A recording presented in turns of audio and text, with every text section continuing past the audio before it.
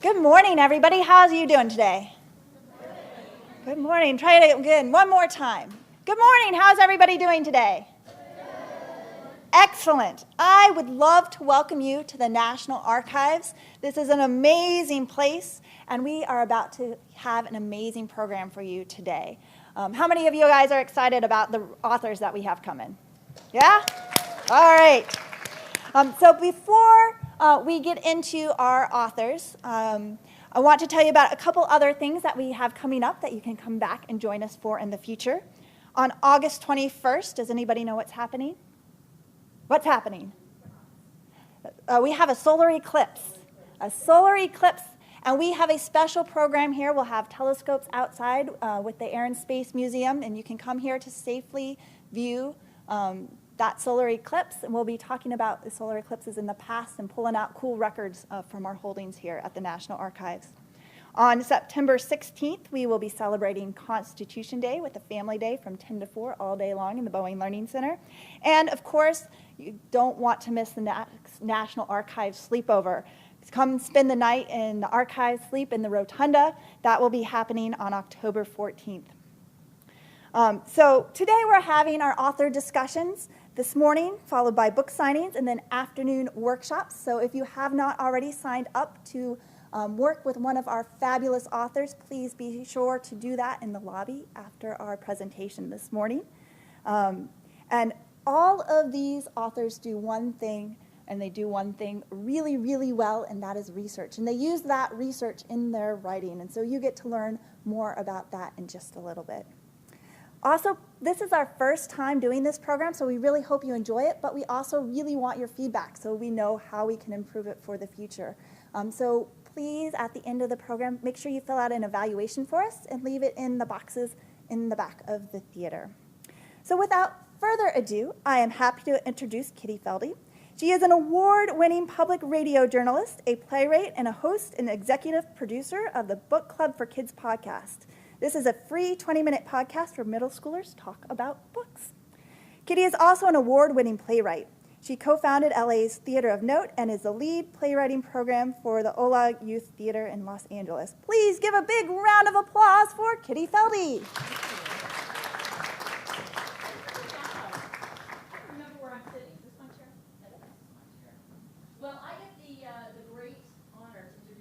Writers to you all.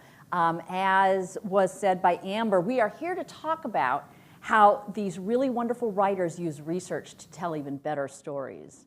Later on today, I'm going to be teaching a class about how you make fiction from fact. These guys are going to be telling you a whole lot other more interesting things.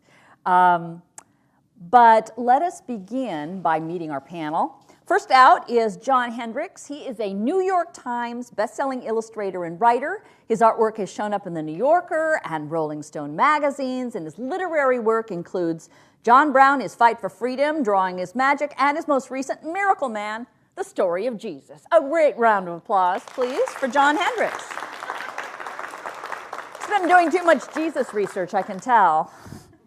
Next up is Syl Sobel. He's a former newspaper reporter. He's an attorney and a writer of books about U.S. history and the U.S. government, including presidential elections and other cool facts, how the U.S. government works, and the Bill of Rights, protecting our freedom then and now. A grand welcome, please, for Syl Sobel. I think you went over there, weren't you?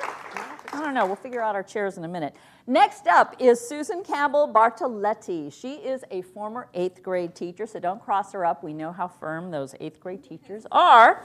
She's written nearly 24 picture books, novels, nonfiction for young readers, and she is a Newbery Honor winner for her book, Hitler Youth, Growing Up in Hitler's Shadow. She's also written Black Potatoes, the story of the great Irish potato famine, and I actually heard a reading aloud from Terrible Typhoid Mary. So very good. Let us welcome now, please, Campbell Bartoletti.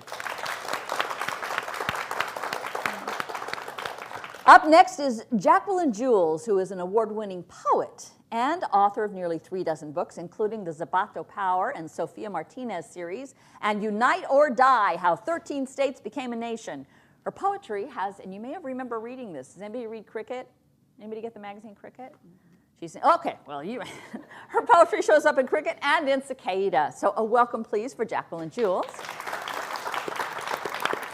And our last panelist is Tonya Bolden, who won last year's Children's Book Guild of Washington, D.C.'s Nonfiction Award. She's written or edited more than 40 books about everything from Martin Luther King to the Emancipation Proclamation to the Smithsonian's National African American Museum, but her most recent work is called Capital Days, Michael Shiner's Journal and the Growth of Our Capital. A welcome, please, for Tonya Bolden.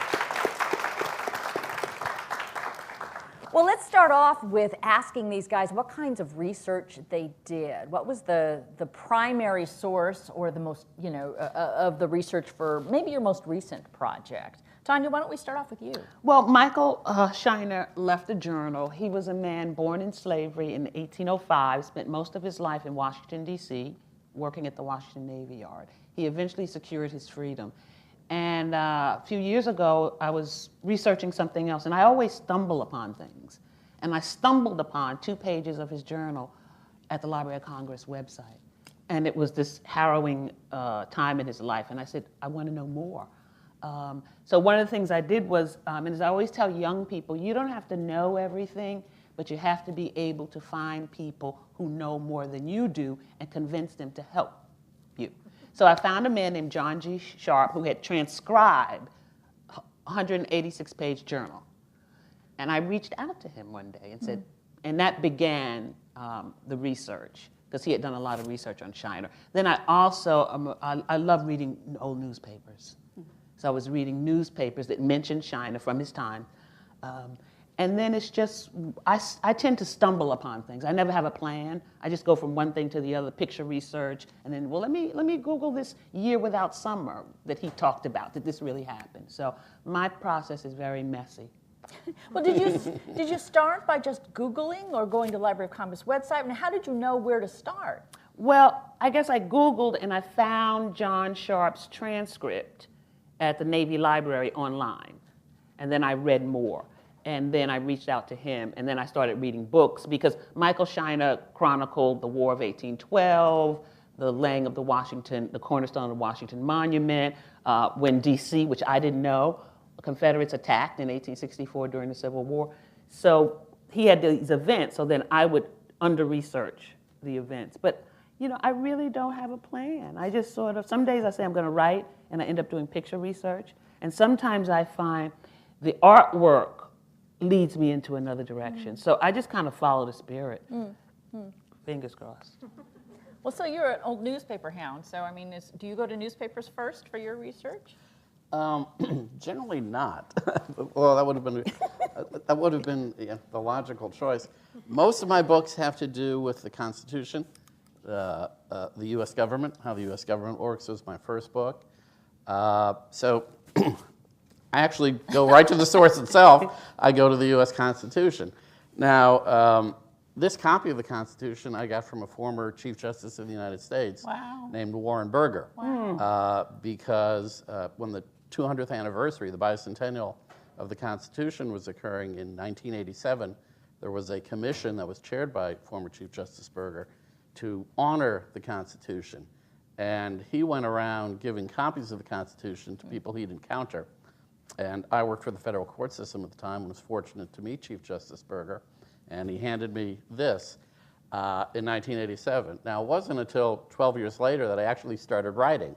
But fortunately, when I first did my first book on how the U.S. government works, and I said, well, what would be the best source for the structure of government? I had a copy available to use. So I use this. I use the primary source document. I read secondary sources, too. I read what other authors have done, how they've described the process of writing the Constitution and explain the Constitution. I also go to the library to read what other children's authors have done. And in fact, when my children were younger, when I first started writing, it became a family project. We'd spend many Saturdays at the library where my daughters would look for books on whatever topic I was writing about, the Bill of Rights, the Declaration, and would find other children's books, and we'd read them. And it would give me an idea of how to explain these complex topics to young readers.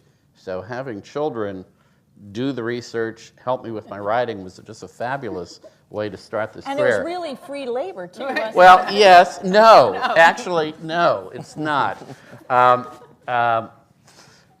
Let me tell the story, if I may, about how I started writing. My older daughter, Marissa, was in first grade at the time, and we were reading the Kids Post, the Washington Post section for children, and there was a section on it called How the U.S. Government Works. So at the time, I was director of publications for a federal government agency called the Federal Judicial Center. And I used to tell my daughters that my job was to make books for the federal government. So she said, Daddy, can you make a book for me on how the U.S. government works? Oh. And I said, I could do that. And again, I went to the Constitution and wrote about the 3 branches of government, what each one does, put a little plastic cover on it and gave it to her, to Marissa from Daddy. And she loved it. So I was telling some colleagues of mine in the publications department at the Judicial Center about what I did, and one of them said, you could probably get that published. So long story short, I sent query letters to 50 or 60 different publishers. Finally, Barron's Educational Series, the people who did the guide to colleges and universities, called me and asked to read a copy, and then called me back a few weeks later and said they liked it. We wanted to publish it. They hired an illustrator. We worked on pictures. We went through the whole pre-publication process, and the book was published. Shortly before it came out, my younger daughter came up to me. Now, those of you who are siblings or parents know where the story's going. She said, Daddy, you wrote a book for Marissa. What are you going to do for me? So I said, well, sweetheart, what would you like me to write about? And she said, how about cool things about presidents? I said, well, that was a good idea. I thought I'd do something on the presidential election process.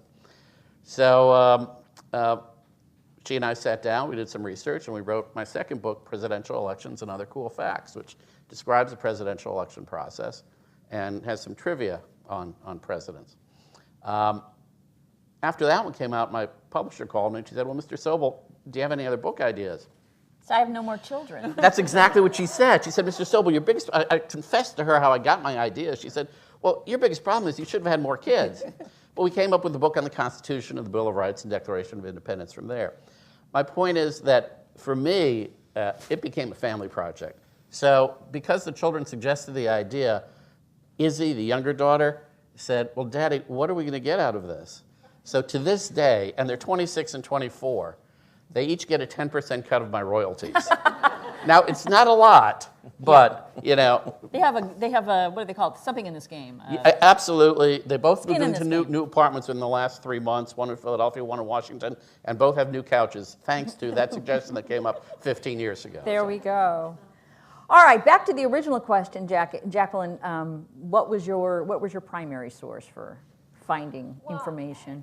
My background is as a librarian, and so for 20 years I worked in libraries. So I worked in the place where I could do a lot of my research, and a lot of my ideas were inspired by my students, by activities that we were doing in the library. Unite or Die, for the first Constitution Day in 2005, I needed a lesson, and I suddenly decided, well, I'm going to write a skit for my 4th graders to perform on our in-house TV. And I suddenly got fascinated by the topic, and I'm not saying I didn't do my job during that time, but I got, because I'm surrounded, I'm in a building like you seeing how other children's authors have translated difficult information is very helpful. So here I have a whole collection to look at. And also, one of my jobs as a school librarian was to teach students to use online databases. So I had all those online databases.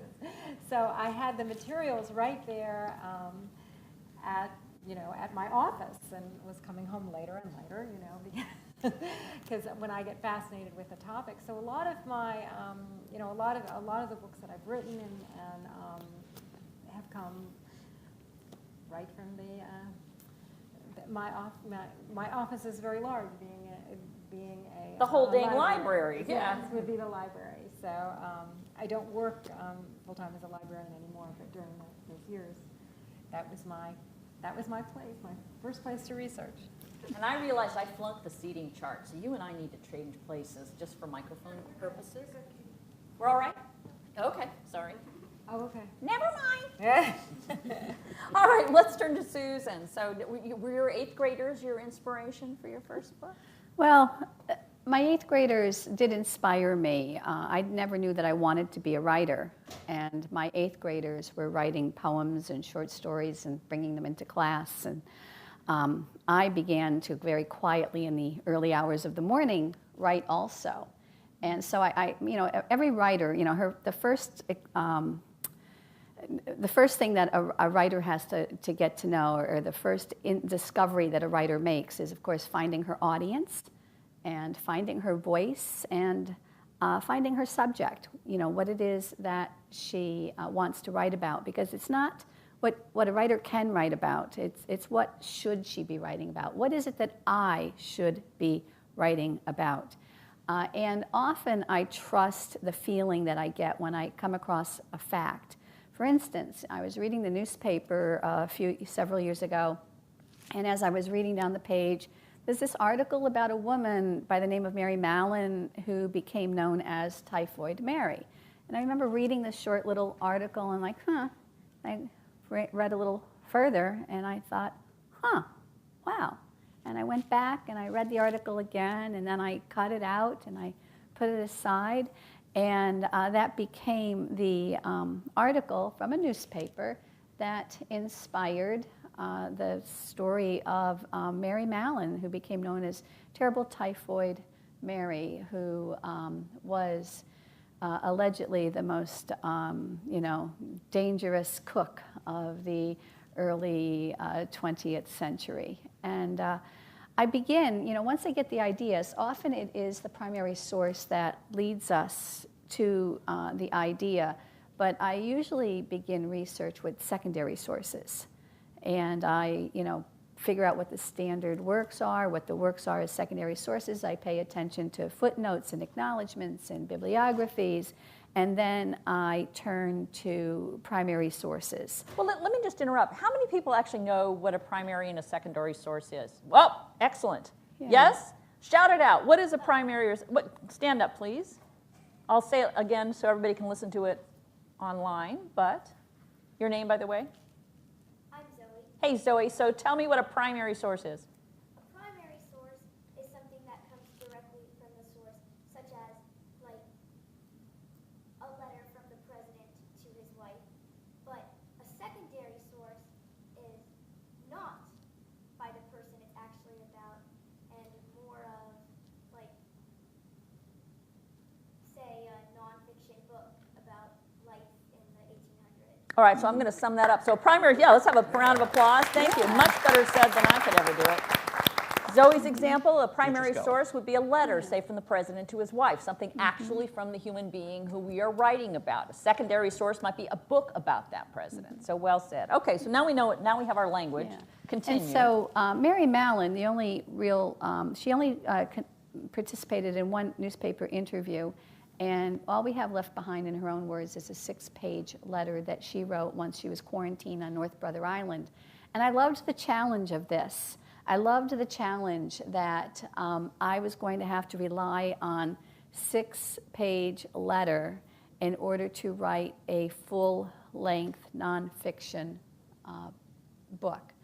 And so that was something else that I often do in the beginning is, I'll set up a challenge, a writing challenge or a research challenge for myself and see where it takes me. John, what do you use? Because you're using, I always think in terms of research inspiring written. You're looking at a written thing to help you inspire something you're writing. But how does it work for an illustrator? Well, I'm very honored to be on the stage with real scholars. Oh, stop. Because I often feel like I'm kind of an accidental scholar. Who likes to draw? Does anyone like to draw here? Oh, good. Yeah. All right. I love to draw. And I started writing books by drawing. I wrote a book about John Brown, and it all started, I saw a painting of him. I went to school in Kansas. I saw a painting of him in the Capitol building in Topeka. There's this larger-than-life Paul Bunyan man. He's got a Bible in one hand and a rifle in the other, and he's got a tornado behind him. I'm like, this guy, I've got to draw this guy. And then from there, I saw a painting of him, a much more representational painting, 18th century painting, of him kissing an African-American baby on his way to be hanged for treason.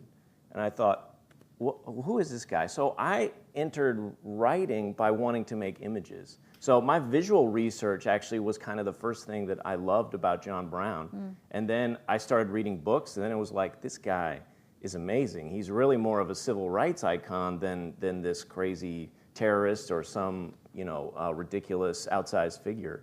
So my interest came from loving imagery and wanting to draw stuff. And when this book started coming together, it's like, wow, what kind of I draw and write the books. So it's like, what kind of rifle did he use when he attacked Harper's Ferry? Then it's like a game. Okay, go find his rifle, and then that actually becomes a fun part of the challenge. So for me, writing and illustrating are really woven together in the process. Well, what was the hardest? I mean, sometimes things come easy. You just stumble across things. Oftentimes, though, you really have to go on a treasure hunt. So tell me the hardest, the thing you had to work the hardest to find, the research you really had to dig for, or you really had to spend some time and energy and mental energy and shoe leather going around trying to figure out, how can I find this information out? Who's got one? Sorry, let me, real quick, and it sort of counts. Yeah. I was doing a book about Jesus, and we had gotten the whole book done, and we were using in the book a metaphor about his resurrection with butterflies. Butterflies were all over the book. And my editor, right at the end of the process, said, you've confirmed for a fact that there are butterflies in the Middle East, right? And I had not. I had assumed they were everywhere. So then it was like a frantic, I Googled it, and it said, yes, they're everywhere, but that didn't feel, comfortable enough. So then it was like, I got to go to the library and get a butterfly book just so I can confirm this exists. But it's fine, they're there. Wait, and I'm going to interrupt. We need another expert in the audience. Please define metaphor for us. Ooh. Yes. Oh, Zoe, come on. Let's Oh, give somebody no. else a chance. Somebody else besides the smart Zoe. Anybody want to? Yes, please. Your name? Nadia. So what's a metaphor? Help us out. A metaphor is like a figure of Oh, hang on. We even have a microphone. Thank you, Amber. A metaphor is like a figure of speech that people use to describe things in vivid ways. Oh, bravo. Very well done. Thank you. Thank you very much. We have an audience of experts, just so you guys are on warning. Yeah. I was going to say, I think my Tonya. breakthrough research came in the book called Searching for Sarah Rector, the richest black girl in America, about a Black Creek girl who became oil rich, as did a lot of other kids in Oklahoma, Texas, oil boom days. And I was reading the newspaper and looking for articles on her, and I found one with her probate number.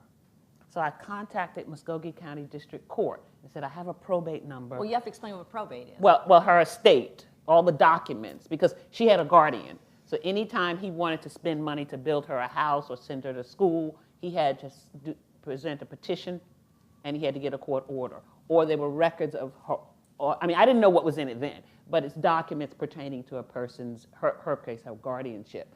And so I called, and I got a lovely sounding woman, and I said, this is the probate number, it's from this date, because it's early 1900s. And she said, well, those records are in a place that have no heat in winter and no air conditioning in the summer. So I figured nothing beats a failure like a try. So I sent, the $20 to start the research process and a copy of my book, Maritcha, a 19th century American girl, say I want to do a book about Sarah Rector similar to this. Time passed, and in 2 weeks, I got a big stack with papers.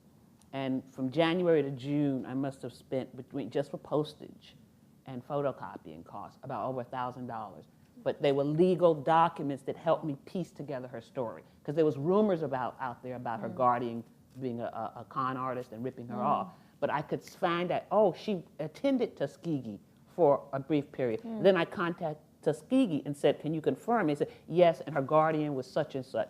But through those documents, I got to learn about the judge, about her guardian. The judge would sometimes, the guardian would say, I want $75 for the trip, or her father wants an increase in his allowance. Her father wants an increase, and the judge would say, no, $50. So it was through I never knew legal documents could be so fascinating and contain so much information, because you had to be specific and say, we're going to build a barn and a stable, and this is the lumber's going to cost this. So that for me was just amazing. I still have those documents. Susan, you were going to jump in. Oh, I think every book usually presents us with some sort of unique research challenge. When I did Kids on Strike, I was reading Mother Mary Harris Jones's autobiography, and she kept referring to this Gussie Rangnu, a girl who had participated in the 1903 Children's March. And it wasn't ringing right to me. And so upon further research, I found out that Gussie was actually not Gussie, but Gus, and was a boy. I had found his grandson. And through, searching through internet records and things. When I was writing Black Potatoes, I studied the Irish language for 2 years so that when I was able to go over to Dublin to work in the archives at UCD, I was able to translate with the dictionary, of course, but a lot of the things that I needed. Hitler Youth, I had written the entire introduction, and it built up to this line of Hitler's that said, "He who gains the youth gains the future." I'm like, okay, did he really say that? I mean, a lot of secondary sources said he said it, but did he really say it? I could not find the fact that he actually said it in English. I couldn't find it in German. I couldn't find it anywhere. And finally, I emailed Sir Ian Kershaw, who's the foremost scholar on Hitler, and he's like, yeah, in all probability, he did not say it, because it never appeared in any of Ian's work on Hitler either. And then for for the Ku Klux Klan book, I did a book called They Call Themselves the KKK, nonfiction book. The most challenging research was when I realized I had to go attend a Klan rally and down in Arkansas. And it was one of the most daunting and uncomfortable research challenges. But I knew that if I was too afraid to do it, that I had no business writing the book. Mm-hmm. And I knew that that fear would show up in the writing. And then the Typhoid Mary book, I was trying to find a transcript that was part of a documentary in which filmed over in England. And I kept trying to find this documentary so that I could look at the interview from somebody who had actually known Mary Mallon. And BBC is sort of convoluted to work through, and I kept emailing, and it was like deadlines were coming. I couldn't get hold of this, and my son lives over in the UK. And one day, I finally got hold of somebody who could get me access to the transcript, and she needed, the archive needed to be paid in pounds. And so I wrote to my son, I talked to my son who lives in the UK, and I said, would you please send a check for this much to so-and-so at this archive? And he said, you're probably not going to find this funny. And I said, what? He goes, she's on our wedding list. Oh, my goodness. The world is small. 6 degrees of separation. No, they're really only 2. Wow. But anyway, so every book presents an unusual challenge that is frustrating at the time, but awfully fun to talk about later. Jacqueline, I'm going to come to you, but I also forgot to mention that for folks following us on Twitter, our hashtag for the conversation is Archives Write Stuff, WRITE stuff. So if you missed something, you can check, write the hashtag Archives Write Stuff, and you can catch up with all of us. But Jacqueline, come on, give us your digging deep research story. Well, I write for a little bit younger audience, and so sometimes I have different challenges because I feel like it's when you write for a younger audience, lower elementary school, you have to make sure that what you're presenting is considered to be common knowledge. And because you don't, when you're writing for K through 3, you're not getting into some of the nitty-gritty things. And so I also feel really strongly that, that if I just find a fact in one source, that's not good enough, just like you said. And so I need to find it in several sources. And that it's something that's, because I'm trying to impart knowledge that's widely known by adults to very young people in very understandable terms. And sometimes you find, some of the things that's frustrating is that one source will say one thing and another source will say another. And you have to sometimes you have to say, like, reportedly.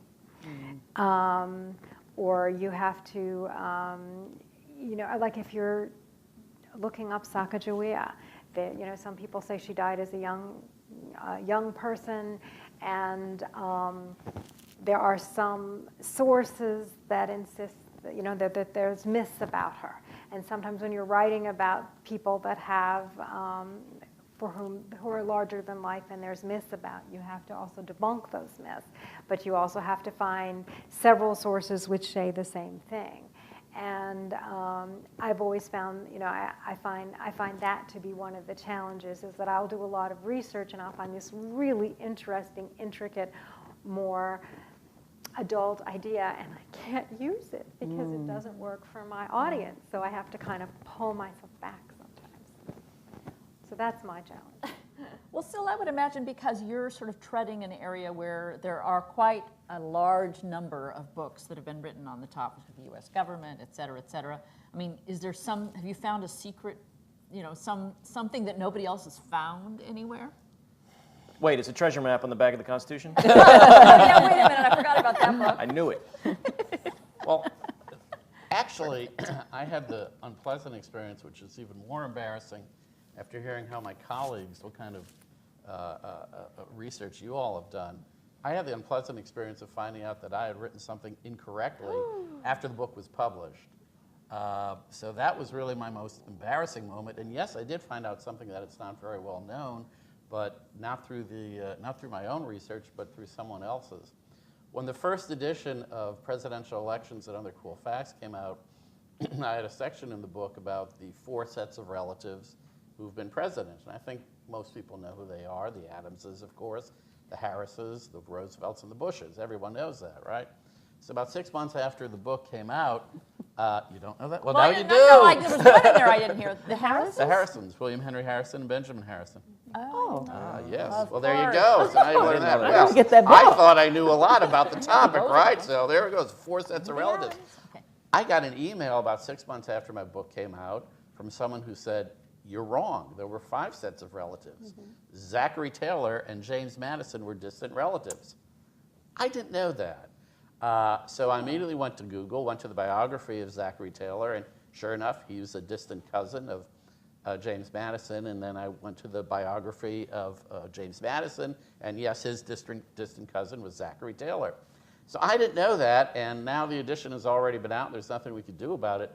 But we're now on the 4th edition, and I can tell you that the 2nd, 3rd, and 4th editions all now have a section on the 5 sets of relatives who have been presidents of the United States. So that teaches you, as my colleagues have said, I've really got to agree, you can never do enough research. You always have to find several sources to verify a fact. And the amazing thing is, as you start writing, particularly when I'm writing it in the historical field, every sentence presents a fact that needs to be verified. So, you can go to Google, you can go to the primary sources, but you have to, comfort yourself that when you write something, it's accurate, because really there's nothing more embarrassing than that feeling of being told by someone that what you wrote is incorrect. Well, and let's stay on that topic because I used to be a public radio reporter, and you would get your primary source, you'd be interviewing the person there, you double check what they said to make sure that it made sense. But I always had an editor who also double checked everything that I said to make sure it was right. Not all of us have editors anymore, and I realize when you're writing, if you have a publisher, certainly they're offering that. But I mean, how do you know when you get to the point where you feel confident about your facts? What gives you that? Yeah, Susan. Well, one of the questions I'm often asked is, how do you know when it's time to stop researching and start writing? And the rule of thumb is when your information begins to repeat itself and you're no longer learning anything new, then it's time to begin writing. But the research and the writing process goes on side by side at that point. And we are lucky that we have editors and we have copy editors, and we can find vetters. I will reach out into the academic community and have scholars read my books to see, okay, is there anything that they can catch? But you do that before you give it to your editor at the publishing? No, actually I'll often hand it in and hand it to them. And You know, and sometimes you just have to trust your gut on some things, you know, to see, well, it just, maybe you need to go find a fourth source or a fifth source because it's just not feeling right to you.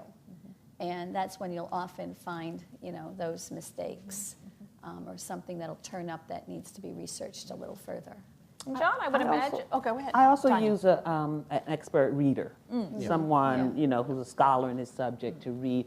Also, some of my publishers actually hire a fact checker, Right. and I always tell them, check me on distance, anything with numbers and geography, because I can say somebody fell, I don't know, 250,000 feet from the sky and survived, and I won't know that that's crazy because I just have these number spatial things. I always say, always double check me on things like that. In fact, I have to say, fact checkers, real fact checkers, they have a spiny sense about some things, some little obscure, you know, fact, like the War Department and Navy Department were separate at one time. But, you know, these little facts, or that a state had more than one capital, and the one at my period is not the one now. But yeah, you double check as much as you can. But also, did you hear the story about Amelia Earhart? I heard on TV. Yeah. Facts are always changing. As I say in the End of Capital Days, we never know when a letter is going to turn up under a floorboard that changes what we thought we knew, because we don't realize how much history is lost and how much is buried somewhere. Yeah. Well, I was just thinking in terms of, if you're writing about Jesus, I mean, what do you use? Yeah, I used the primary source for that one. What was that? What would that be? Didn't you remember his journal? It was, he tweeted little Prayer. bits of it I out. only use prayer. No. For that one, it was interesting. I read, you know, all the gospel accounts. I read, you know, some contemporary writings on, you know, commentaries. But really, I made that sort of faithful to the gospel text. You know, one I'm working on right now is a long format graphic novel about Dietrich Bonhoeffer, who was a German pastor who participated in the plot to kill Hitler, the Valkyrie plot. And I went to Germany last spring and read a bunch of his letters in the original archive, and they were incredible. But I get the same overwhelming sense of just the number of numbers I have to manage, like just something as simple as how many people died fighting in World War II. I mean, you can go round and round. It's just sort of which source you trust. And again, there's fact check. I have a fact checker who's really great, and she always has, I think you're right, that spidey sense of like, I just wouldn't write that, you know, and I almost always defer, because I'm like, okay, I'm interested in the arc of the story. I want this to be accurate and clear. You know, we had a quote from a general that I had sourced, but she said, I think you need to go look this up. I think that's not really a quote. It's someone talking about a quote. And sure enough, she was right. It was someone talking about a quote of his. So we took it out of quotations. But it's stuff like that that kind of makes me, it drives you mad at a little point, because you're like, oh, I hope this is going to work, you know. But eventually you just, you know, trust your work and put it out there. You know, we wanted to let you guys ask some questions also. Amber has the microphone, and if you have a question you'd like to ask the writers, just raise your hand and we'll come over to you. Oh, even better. So you've got to get up and move if you have a question. So once you guys start making your way to either side of the aisle, if you have a question you'd like to ask the writers. Let me just, while we're doing that, ask you guys, what's your best piece of advice? If you're just starting out and you really don't quite know what you're doing, what's your best piece of advice if someone is getting ready to write their own nonfiction, to do an essay, to work on a research project? What should you do? Jacqueline? I would say, and I'm speaking as a teacher and a librarian, as I would start with online databases. A library card will give you access to Gale and Procrest and InfoTrack. Whoa, tell us what those things are. Okay. Those are products that libraries buy. And like, so when you go into a library, I mean, I'm speaking like a librarian, I think that's okay. When you go into a library, somebody has chosen the materials for you. Somebody has read reviews about the books that are on the shelves. The material has been curated. And also with the online databases and Gale and InfoTrack, and they're products that libraries buy, and with your library card, and you can access it from home or you can access it in the building as well. These are once again online products that have been curated by trained librarians for for their factual content.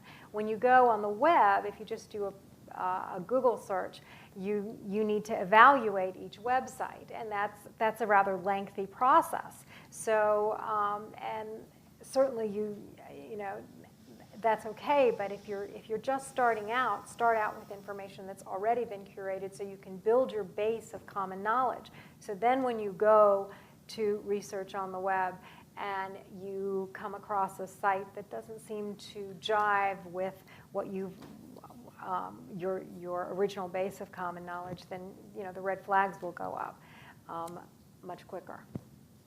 I think Tonya? discernment. But what does that, I mean, how do you know what that means? I mean, Well, discernment to, for example, in Sarah Rector's case, I'm reading articles about her in the Washington Post, New York Times. She's in Muskogee, Oklahoma, right? And they're saying her father's in prison, her mother died of this, and they're saying all these, and then it dawned on me, whereas I get a totally different story when I was reading newspaper articles from Muskogee. And it dawned on me, at that time, people didn't have telephones, many didn't. There was no investigator. So all the outside of Muskogee, they were just cutting and pasting and passing on rumors. So I learned I put them in as how ridiculous people got. But also because I have some friends who actually have PhDs in history, sometimes on certain scholars, I will say, what do you think of him? And they'll say, oh no, he's good, he's the real deal.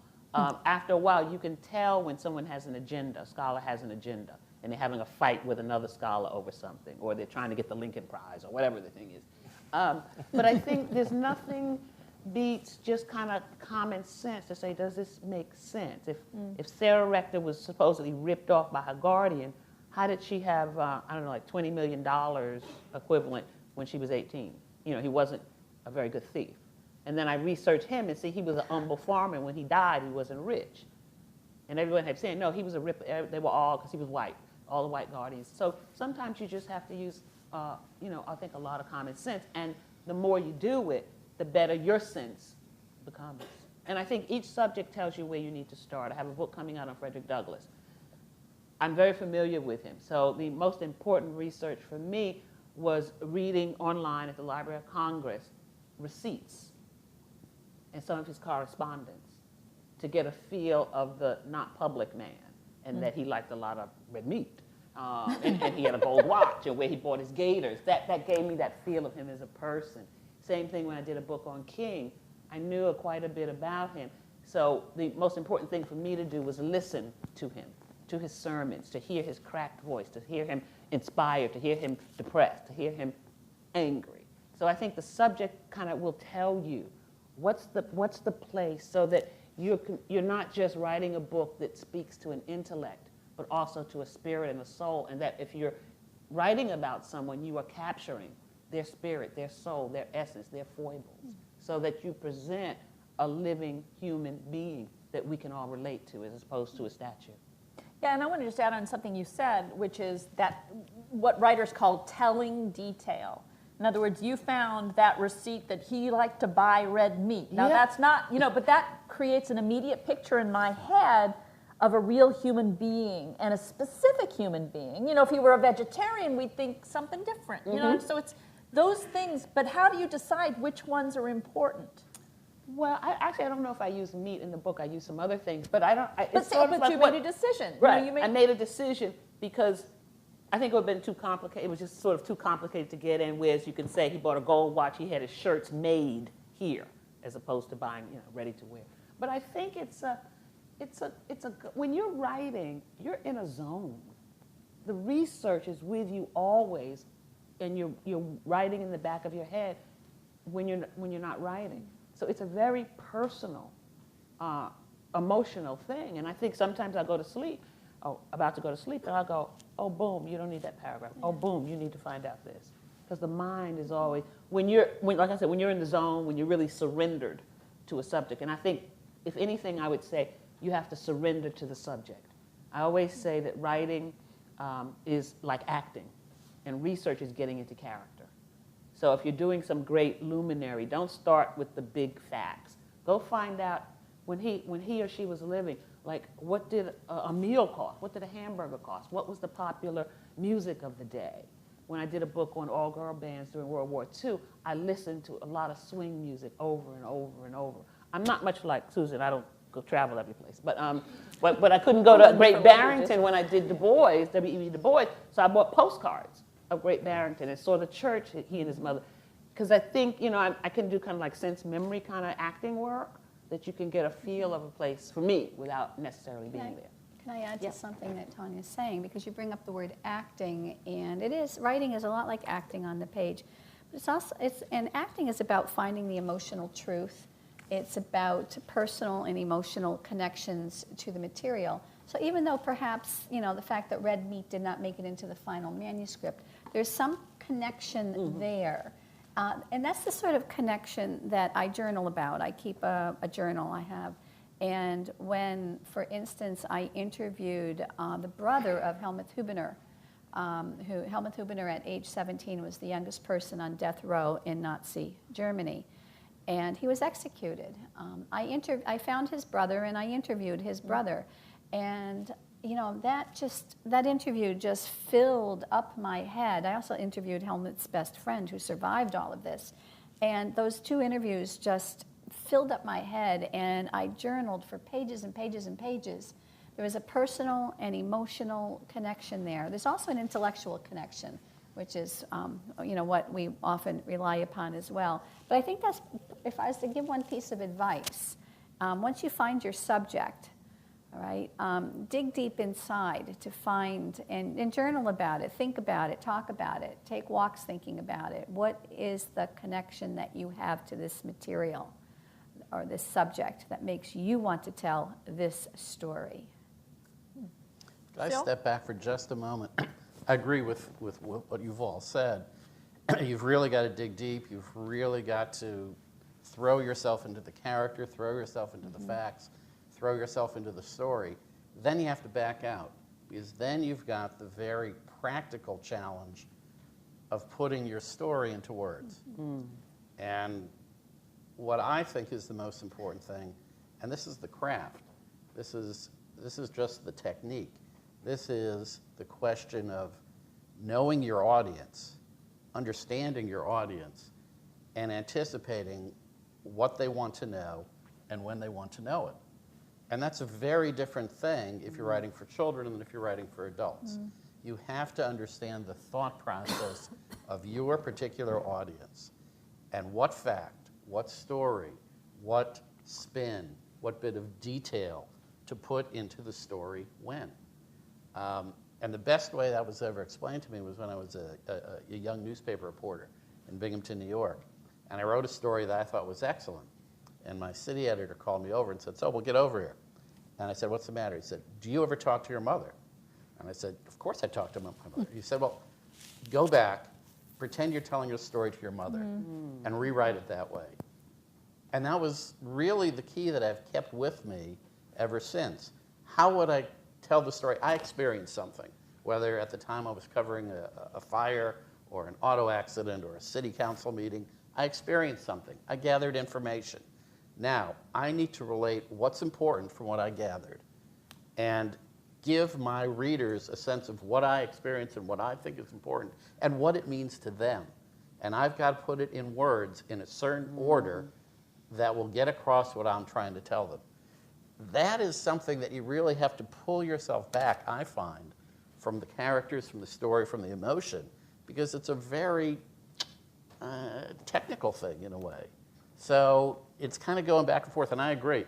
I do a lot of walking. I do my best writing when I'm walking. I do my best writing at 4 o'clock in the morning when I wake up and something, oh my God, I should write it this way. But at some point when you're sitting down and you're doing the writing, then it becomes a technical thing. And so it's maintaining the emotion, getting it across, but doing it in a very logical sense that tells the story to your audience. John, you got a tip? Well, it's never really what you put in, it's what you leave out. And I think that's kind of what you're saying. I mean, once you do the research, you can't put it all in the book. So it's about making a narrative for people that's clear and interesting. And I mean, good work takes a long time. So I just tell young people to be patient. You know, you can't be good at it right away. You've got to make You're going to make about 10,000 bad drawings in your life, probably, if you want to do this. So, get those out early. It's okay to make a bad drawing, to make a bad sentence. You just start over and try it again. No one's good at this when they start. So you just got to be patient. And read good books. Yeah. Well, where do you will start? learn storytelling techniques. Yeah. Osmosis. Yeah. Tell me, we have a very short period of time left, but tell me the one thing you wish you could have found that you really tried hard and you couldn't find it. I wish I'd found a photograph of Michael Shiner, but I did find a photograph of his daughter in a newspaper article, and that's in the book. And I wonder, did she look like him? Do you have a picture in your own mind of what you thought he looked like? Yeah, kind of. After I saw her. Yeah. Oh, yeah. That was it, but I never found it.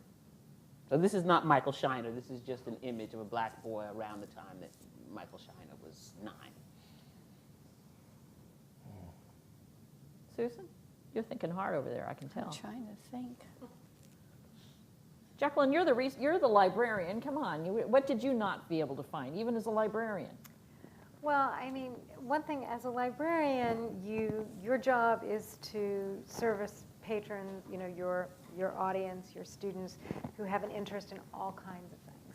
And as a librarian, I developed an interest in all kinds of things because that was my job. One student was more interested in science, another student more interested in animals or whatever. So I developed a love for all kinds of things, and I write all kinds of things.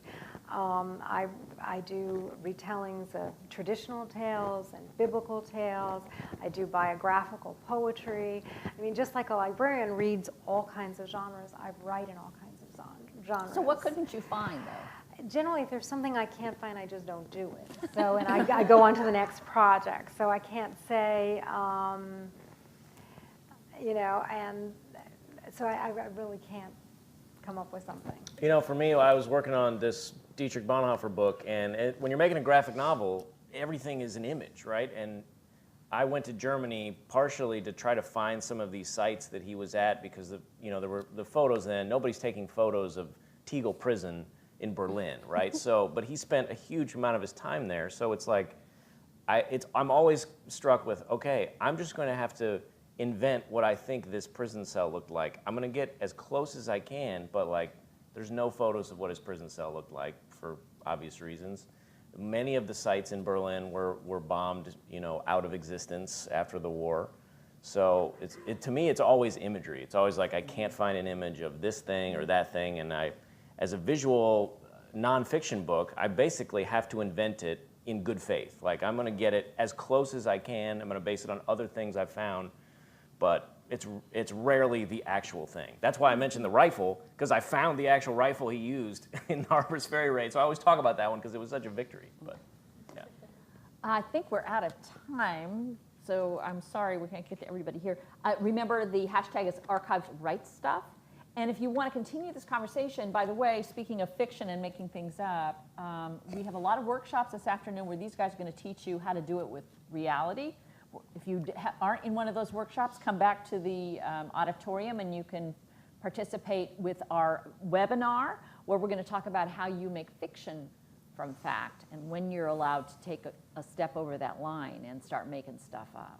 But let's thank our wonderful group of writers here. Excuse me? Oh, I thought we were done completely. I lied, guys. So what happens when you don't have a watch anymore?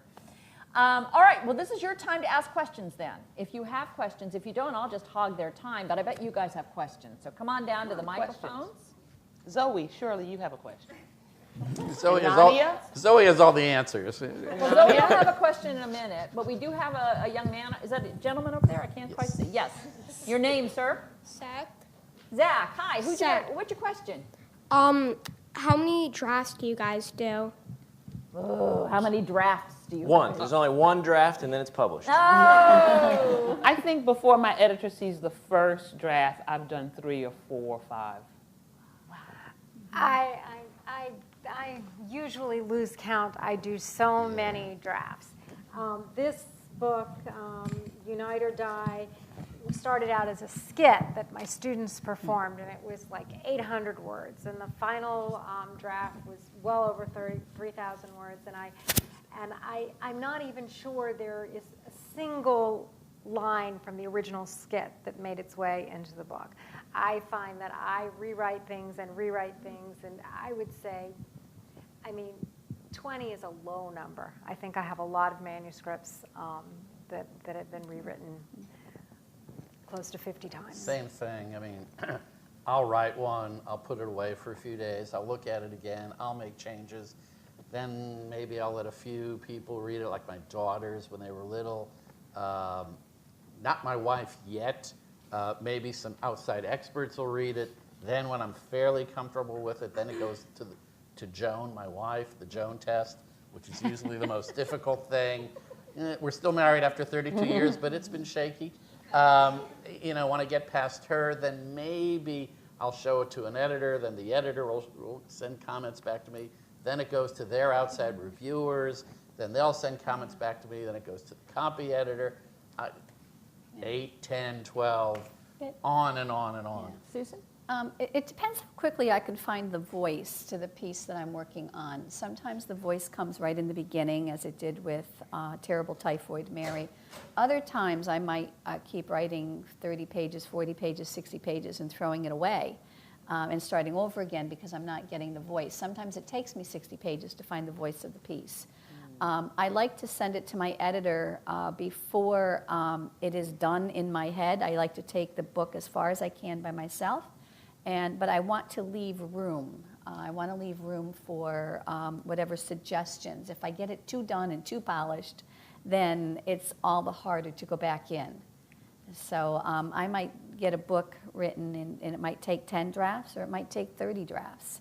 So, imagine you're building an enormous castle out of Legos, and you spend all day on it, maybe even a whole 2 days on it. And then you show it to your mom, and she says, "That's great, but that tower's got to go and the roof's all wrong." So then you tear down those things, but then as you do that, you realize the foundation you made is totally wrong too. So you pull a little bit off of this part and this is what it's like for me writing. Someone suggests I remove the tower, and then I realize all these other things I made are also kind of wrong. So then I do the same thing. I rebuild the whole thing almost accidentally, But. Yeah. Let's go to this side of the room. Your name, sir? Andrew? Andrew, what's your question? How much do you rely on your memory to keep your notes, or how do you organize your notes and research? Whoa. I don't Good trust question. my memory at all. Whenever, in my drafts, if I have a quote, I footnote the source right there because nothing, I remember years ago, you lose your sources. So I always have them right in the manuscript. Andrew, have you learned how to do footnotes yet in school? No. No. Let's explain what footnotes. Who knows what a footnote is? Let's do it again. Zoe, get up there. Go tell us what a footnote is. Quick, run. Oh, here comes the microphone. A footnote is when there's a number by a word, and then down at the bottom of the page, it'll explain what it means. Further research on it, like Like the source. Yeah. Very good. Like where it came from. Very Thank you. good. Very well done. Yeah. So, I also footnote things like Levine said this, but this scholar said that to remind myself you've got to dig deeper. So I want everything in the manuscript. And that's for her purposes. When it shows up in print, No. When I send it to the final goes to copy editing, everything's stripped out, and the end notes are end notes in the back. But that's how you keep yourself Right, organized. keep it in. I used to do really note smart. cards, but then that just didn't work for me. So I like every question, every source, everything that needs to be double checked in a footnote. That's really smart. Who else? Who else has it? Yeah, Susan. I still use the old-fashioned index cards to take notes on, and so they're paper cards that I can just and I How use do you have them. them organized, though? Do you have Well, if I'm writing a chapter on, say, Nazi education for Hitler Youth, I just pull out the footnotes or the cards that have to do with that, and I, put them in some sort of a working order, and I will use those to guide the writing. So I'm writing story from fact. If I'm writing historical fiction, what I will often do is just write the story first, and then I serve as my own vetter to make sure if I say a train ride is this long, it actually is that long. And I let the research, for the most part, come second. But I usually have a good working knowledge of the history that I need to write the fiction before you get started. Yeah. John, what do you do? You know, like when police are trying to catch a bank robber and they make like a giant wall with yarn and everything? Yeah. That's like an organized version of what mine is. I make a giant wall of pinned up stuff. I made a chart for Dietrich Bonhoeffer's life that I could visually see and remind the sequence. We can tell John lives in the Midwest where they have very large houses, and he probably has a wall that he can do this on, as opposed to us in Washington, Yeah, D.C. it has 4 walls, in fact. And a tower. Yeah. So, and beyond that, I take lots of visual notes. I have like sketchbooks or scrapbooks. I'll cut out photos, put it in there right next to it. It's all kind of a visual salad for me. Yeah, it is interesting because most of these people were word people, right? And you think in terms of pictures, and that helps keep things organized. All right, let's go to this side of the room. Yes, my dear lady, your name, please. My name is Kristen. Kristen, and your question is, what motivates you or makes you lean towards writing about a certain topic? Great question. Maybe pick one, if there was one. Go ahead, Syl. I just really like what I'm writing about. I really think U.S. history, the Constitution, what we used to call civics when I was a student, is really an interesting topic. I just am totally taken by the Founding Fathers and the work they did to produce the Constitution, to frame a government, to kind of start from scratch and build this government system. I think it's a really interesting story. My children asked me to do it, but I'm glad they did. It's something I've always been interested in. And I think it's important that young readers learn about their history, learn how the government works, learn what the process is. So for me, it's something I really enjoy talking about, enjoy writing about, and I think it's a good story to tell. I do a real variety of things. I use a lot of research. I write a lot of poetry, and I use a lot of research in my poetry because I like to use concrete images. And also, I've been inspired by students who have asked me questions, and so, I want to research that. I'll research that with the students. So I want to do more. Sometimes it's also just from the editor. I mean, I do a lot of traditional tales, and like this book, Feathers for Peacock, which is a pourquoi tale, the editor decided that the back of the book had to have all kinds of information about peacocks. So I had to research peacocks to do a nonfiction segment of it. And sometimes editors will ask you to do, to do back matter for your books that are fiction. And so I do research that way. And so there are all kinds of different ways that things that inspire me. All right, let's move on. Thank you very much, Kristen. And on this side of the room, your name is? Helen. Helen, what's your question? Susan Campbell Bartoletti, I've read your books and I love them. Where do you get your photographs? Oh, well, thank you, first of all. I like doing the image research. And so right now we're very lucky because, we can access so much at the Library of Congress and, we can access so many archives online. I visit a lot of places in order to gather the images. I'll go to historical societies, I'll go to archives. I've been overseas looking for images. I have bought old newspapers for which there is no copyright, or the copyright has expired, in order to get images, like say engravings from newspapers. Usually for me the question is, what do I do first? Do I gather all these images and then write the story, or do I write the story first? And generally speaking, I write the story first, and then as I am collecting the images, that's an opportunity in the captions for me to use information that didn't work its way in the text. So like maybe if I had an image of Frederick Douglass, I could have put in the caption how much he liked red meat. Although, There's a book in this, that. Okay. I just Frederick love Douglass knowing likes that to eat meat. detail. Yeah. It's such a great detail. And so that's where I go. I've also I've reached out for images that are in personal collections. And I've used those as well for The Boy Who Dared, which is the story of Helmut Hubener. I got hold of his Gestapo file. Wow. And so they're like, you know, it's just fun. It's really fun tracking down, especially when something seems impossible to find. Well, let's talk a little dirty little secret. Did you personally have to pay for the rights to the pictures you used in your book, or does the publishing house? Well, I have to. I get an allowance, okay, and so I get the allowance not only to buy the image, but also to acquire the rights and permissions to use it. And so you sort of have to know, like, a lot of information before you know, how many copies are going to be printed, how many editions, what, you know, versions are you buying, ebook, soft cover, hardcover, all of that. And so I do work within a budget, and I stay within the budget. I don't go over. So you should have seen the pictures you couldn't afford. Thanks for your question. Let's move over here. Yes, sir, your name? My name is Quinn, and I wanted to find out how you got illustrators for your stories. How we got, I'm sorry, I couldn't hear that part. How Illustrators for your stories. How we got our illustrators. Oh, how'd you get an illustrator? All right. Mine was in-house, but. No. Literally. Yeah. For me, the editor and art director match me up with the illustrators. And, you know, sometimes they'll send me 2 or 3 different examples. Which art do you think will be best for the story, Nama and the Ark at Night, for instance?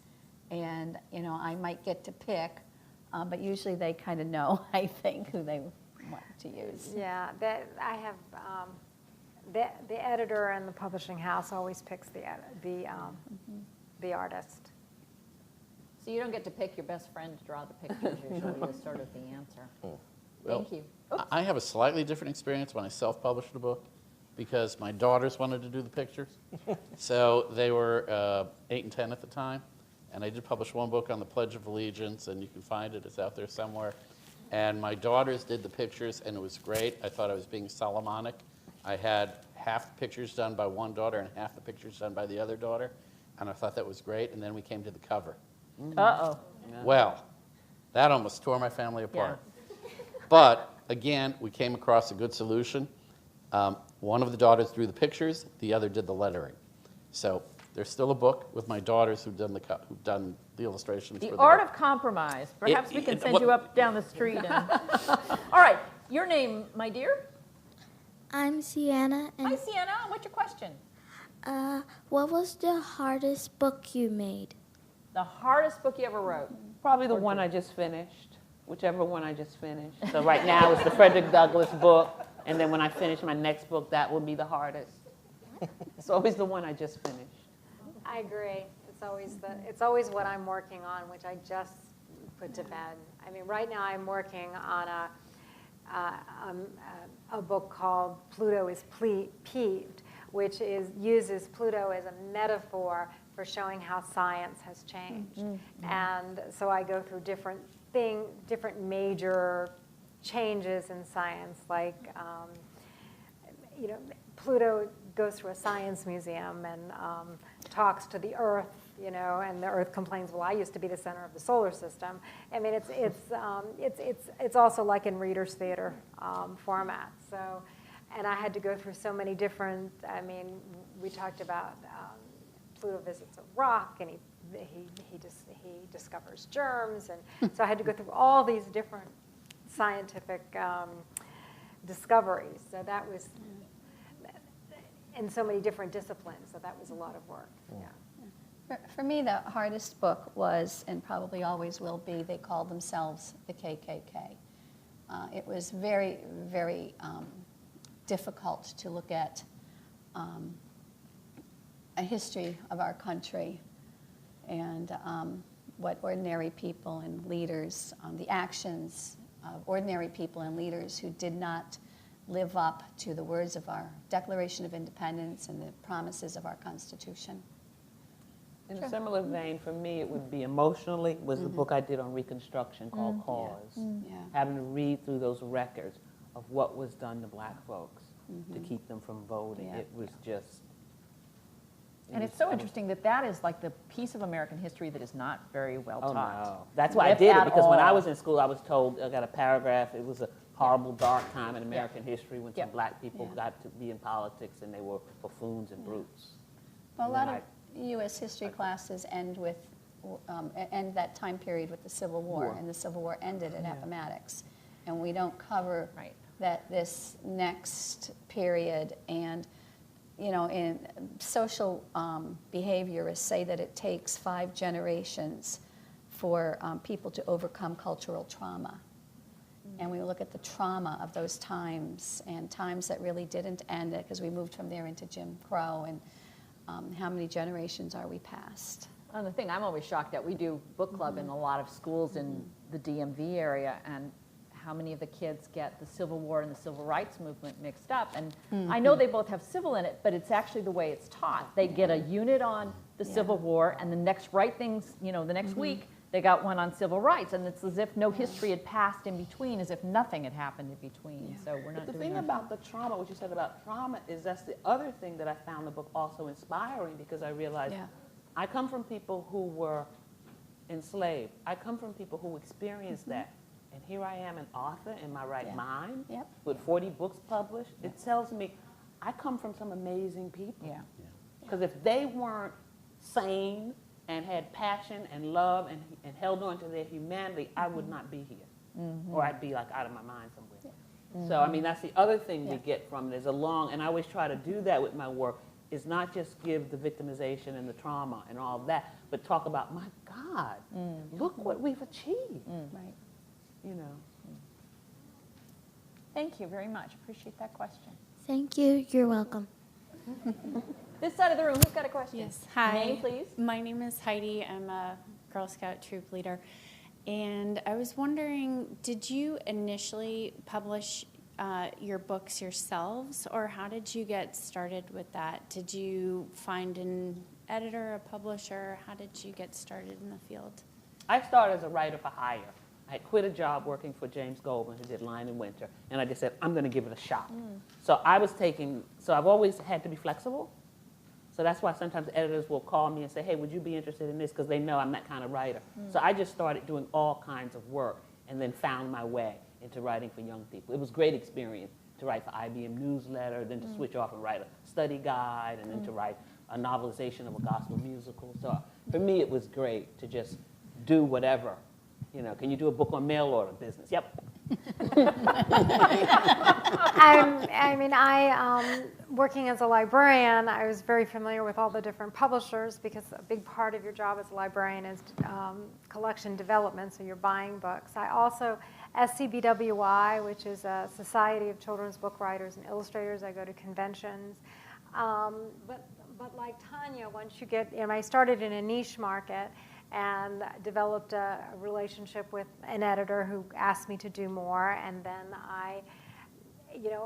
there comes a point where you meet editors at conventions and things like that, and you can pitch ideas. But it's always hard.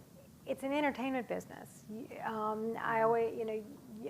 Movie stars don't start out as movie stars; they do commercials first. So I also published in Cricket and Cicada and Highlights for Children, and those are still great places to publish. But you want to get some publication credits, so try some of the children's magazines.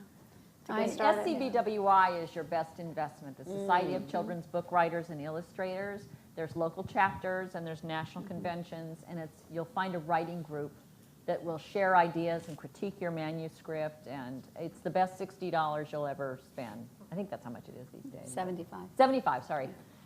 Cost an extra $15, but it's worth it. How are we doing on time? Let me just interrupt.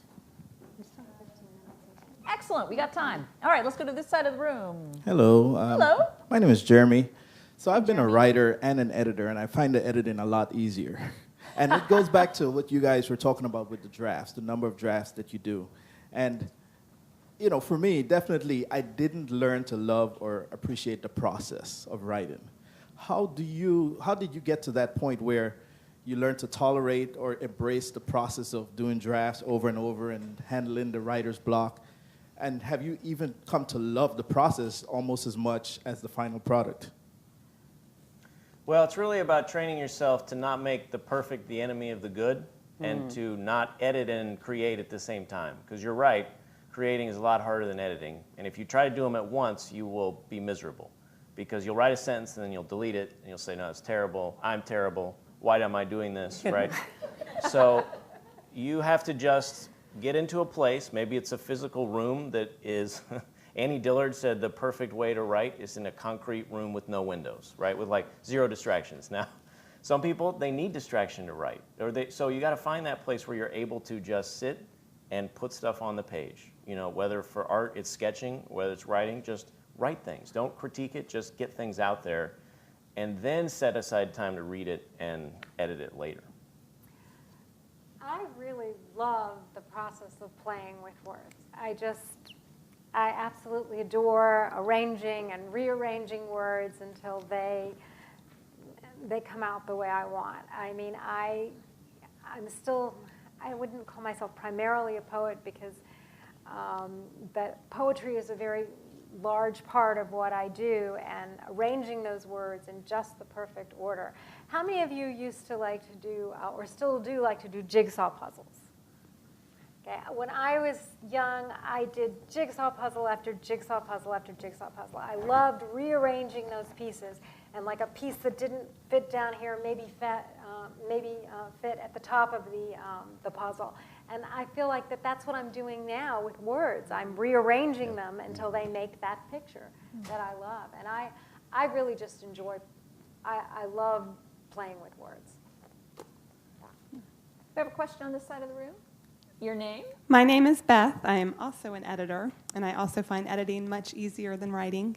And my question for you is, when you all were in elementary school, middle school, high school, were you good writers? Did you love writing then? And if not, what sort of led you to good writing? Was it a specific teacher, a specific class?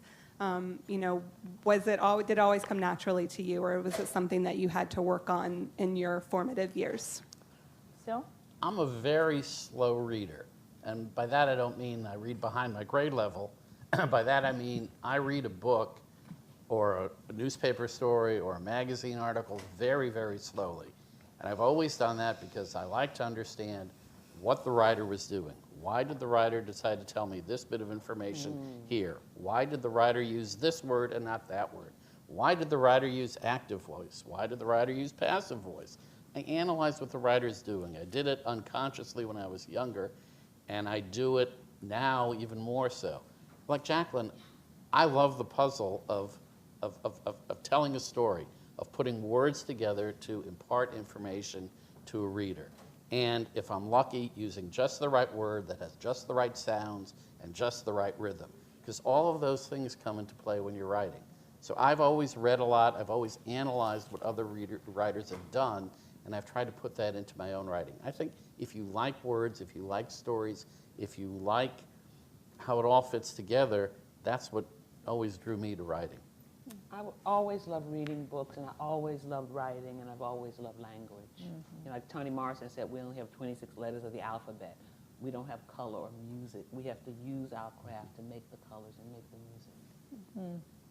You know, as a kid, I never knew. I wasn't one of those people who figured out she wanted to be a writer or ever said that.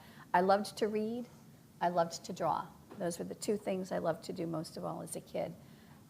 As I said earlier, I didn't figure out that I wanted to write until I was actually teaching. And, that's what led me into writing. I decided I wanted to be a writer in 3rd grade. We had a teacher did a career day bulletin board, and I wrote writer.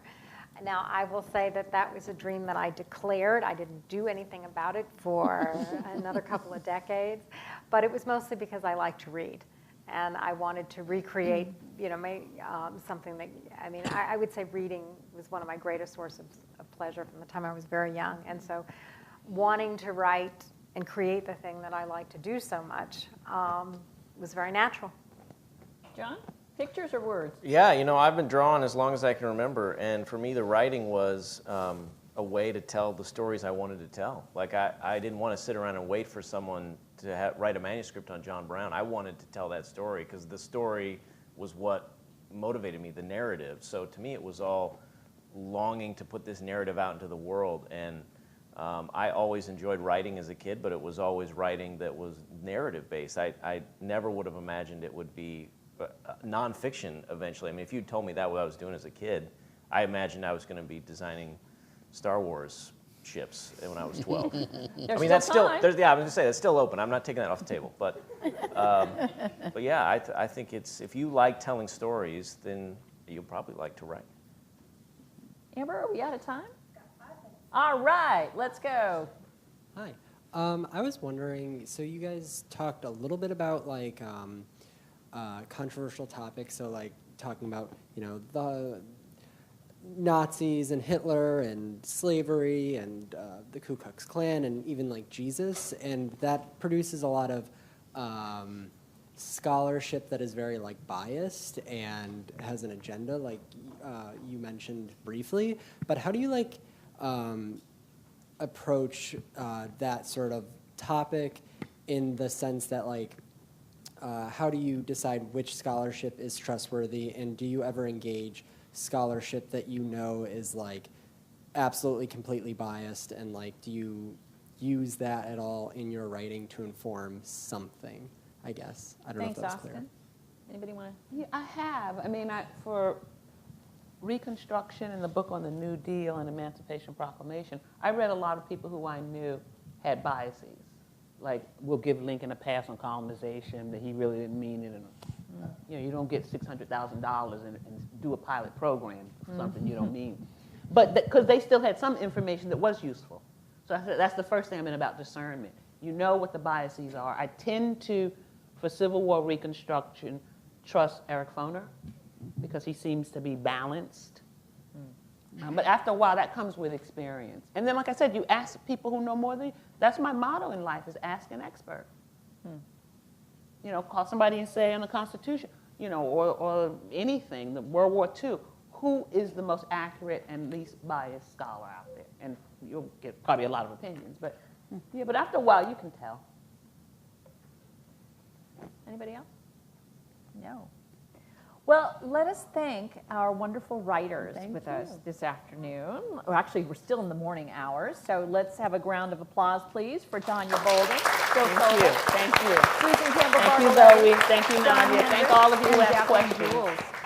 Our hashtag, of course, is Archives Write Stuff, WRITE. This afternoon, there's going to be some fabulous panels. Tomorrow, if you're around, come back. We're taping a live Book Club for Kids podcast right here on the stage. Happy to tell you about it. We'll be out there at the tables, and all of these authors are going to be out there signing their books, so you can go and join them and say some more to them in just a moment. And thank you all for being a great audience. Thank you very much for being such great experts as well.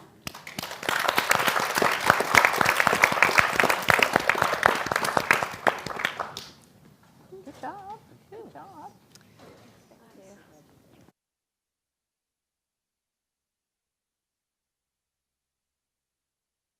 It's a story that is very relevant. So important. Yeah. So important. Yeah. Yeah, it's exciting.